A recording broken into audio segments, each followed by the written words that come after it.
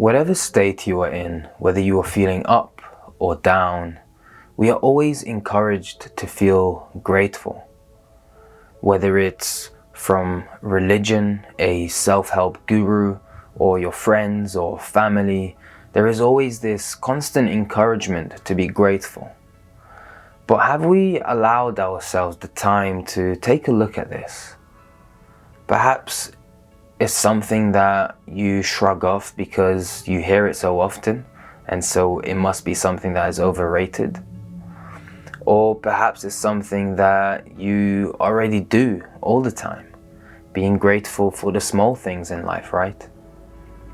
So I'd like to take this time to talk about what gratitude is and dive into how it works, what it does, and why we are grateful to begin or end with. Let's suppose that you have a goal in mind that you really want to achieve. Whether it's climbing Mount Everest, or being promoted, or buying a house for your parents, or whatever your dream goal could be. You know that this requires some work. It requires time and effort over a long period of time until you can achieve this. Now, once your goal is achieved, what you feel is an intense amount of joy, which is accompanied, or which at least leads you into a state of gratitude. You're now grateful. But I'd like to take this time to look at this model of how we experience gratitude and see if we can dissect it and reverse engineer it, whereby we are feeling grateful at the start of our journey towards achieving our goal, halfway through, and even towards the end. Rather than me encouraging you to be grateful for being down and be grateful for the small things, or being grateful for whatever you have achieved, I invite you to constantly be in a state of gratitude, to be grateful for being able to experience this very moment, to be grateful for being able to feel gratitude. The reason why I encourage this is because gratitude is the invitation to close the door of the past memories and its influence, and close the doors to the futuristic imagination and thought processes and overthinking and over-intellectualizing over something. And that leaves us with just the moment. So if we are in the moment, we are essentially living life to its fullest, because the past is the past and the future hasn't happened. And so being able to live in the moment is really where we are living our life to its fullest. And when we live our life to its fullest, we allow ourselves the ability to become the fullest version of ourselves. So gratitude is really the surrender and the acceptance to what there is in the moment, and then essentially being okay with it.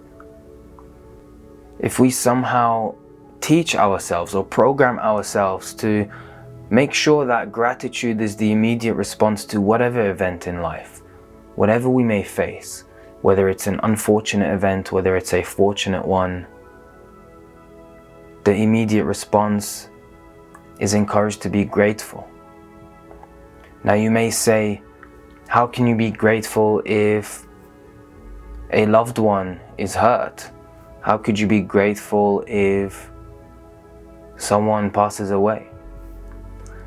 Gratitude isn't just the invitation to be in the moment, it is also an invitation to transcend the moment and to be able to see life through a higher perspective.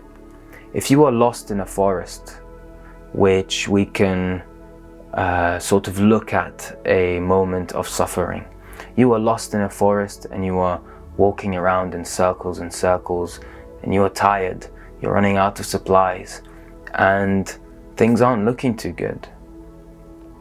Gratitude is essentially the ability to take a step away from the problem itself, from being lost in the forest. And as we take a step away, we appreciate whatever outcome it may have. And as we appreciate whatever outcome we have now cleared the groundworks to be able to understand the current problem, to be able to understand the current situation. So then what follows is understanding.